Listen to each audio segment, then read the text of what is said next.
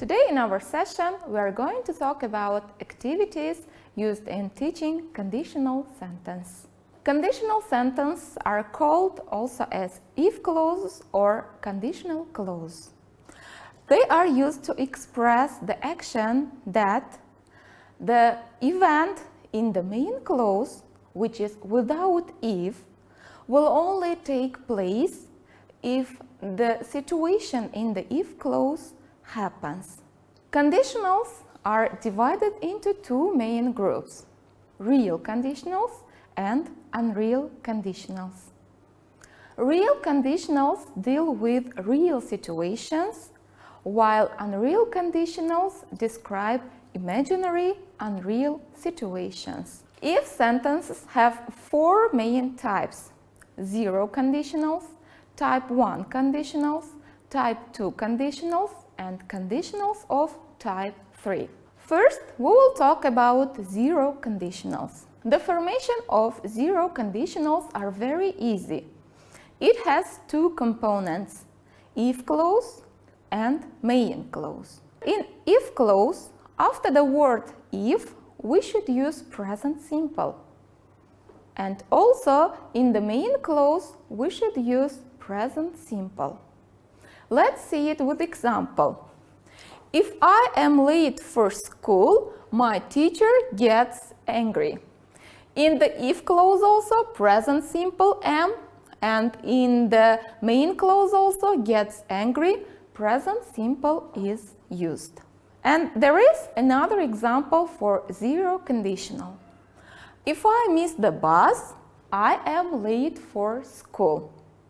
As I have mentioned before, the situation in the main clause, I am late for school, will happen only if the situation in the if clause is fulfilled.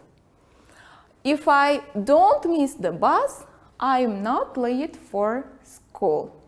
And now about conditionals of type 1. Conditionals of type 1 consist of if clause and main clause. In the if clause, we should use present tense after the word if, and in the main clause, verb is added to the words like will, can, may, or must.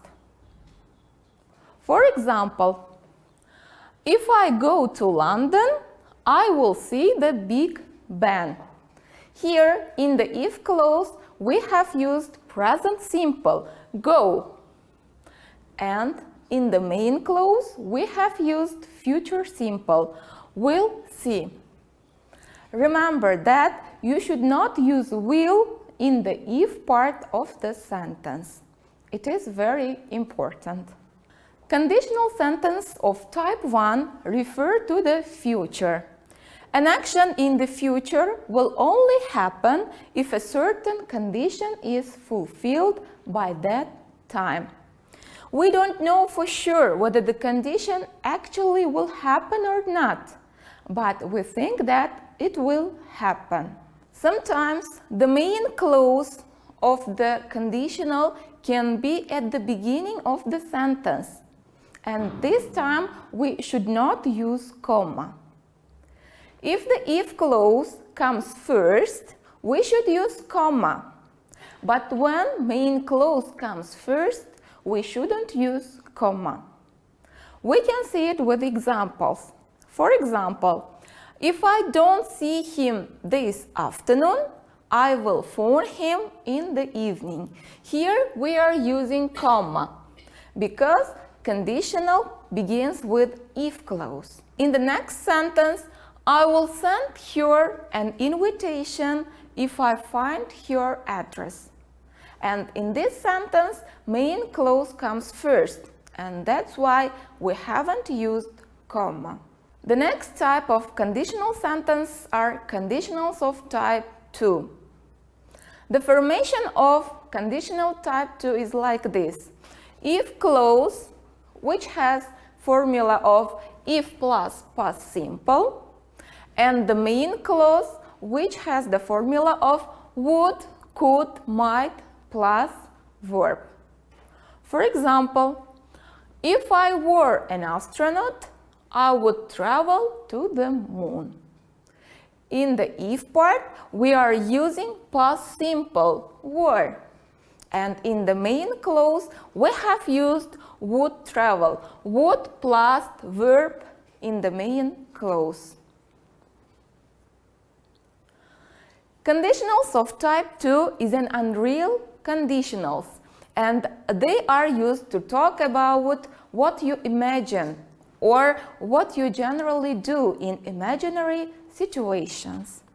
For example, if I owned a car, I would drive to work. Or another example, she would travel around the world if she had more money. Conditional type 2 has an imaginary condition, as we have mentioned, and therefore it has a true fact that lies behind. In finding the true fact from each conditional sentence of type 2, we have to consider the following situation. Every positive statement in the conditional will turn into a negative one in true fact sentence. And vice versa, every negative statement of the conditional will become positive statement in true fact sentence. Let's see it with examples. There is a conditional sentence. If John had money, he would buy an expensive car. And let's try to find true facts from this conditional. There are two true facts here in this sentence. The first one is that John doesn't have money, and he will not buy an expensive car. And another true fact is that John buys an ordinary, inexpensive car. Therefore, we should try to find true facts which lie behind conditionals every time. And now about last type of conditionals. Conditionals of type 3. Conditionals of type 3 have also two parts, if clause and main clause. If clause is formed by adding past perfect tense to the word if, and would, could, might plus have plus participle is the formula of the main clause. For example, if I had studied hard, I would have passed my exams. In the first part of the conditional, in the if part, we can see past perfect tense had studied, and in the main clause, we can see would plus have plus past participle form of the verb pass. And there we can see another example as well. Usually, conditionals of type 3 refer to past actions that didn't happen. For example, the boy didn't go to the beach and couldn't make sand castles. And now he is creating a conditional sentence like, if I had gone to the beach, I would have made sand castles. This is about conditionals of type 3. And now I would like to give you some recommendations to create activities while teaching conditional sentences. The first game I would like to introduce you is called Hot Potatoes. For this game, you need a ball, and you should ask your students to stand up in two lines, looking at each other. At the beginning of the game, you will tell the beginning of an if clause, for example, zero conditional, and then catching the ball, after telling your own if clause, you will throw the ball to the first pupil from any line. When the pupil catches the ball, and tries to continue your conditional. He should give his own version and should throw the ball to another pupil who is opposite to him. Another pupil also will tell her or his own version of the statement. Like this, the game continues. For example, if you begin your sentence like, if I feel bored, the first pupil may say, if I feel bored, I visit my friend, and throws the ball to another pupil. And the second pupil may say, if I feel bored, I read books. And then he will throw the ball into another pupil, and maybe next pupil will say, if I feel bored, I go to sleep. In this way, you can continue the game.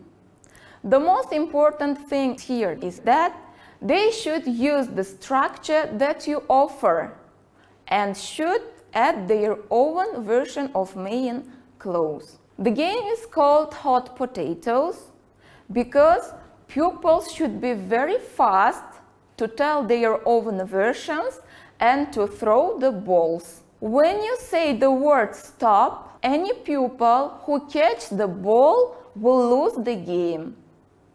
That is why the game demands pupils to be very attentive and think quickly and answering very fast. The next game I would like to present you is called chain conditionals. This game is referred to as conditional train 2. And the game is also like hot potatoes, but it is a little bit different. Teacher begins with conditionals, for example, conditionals of type 1, telling the whole sentence. For example, if I go out tomorrow, I'll go to a beach.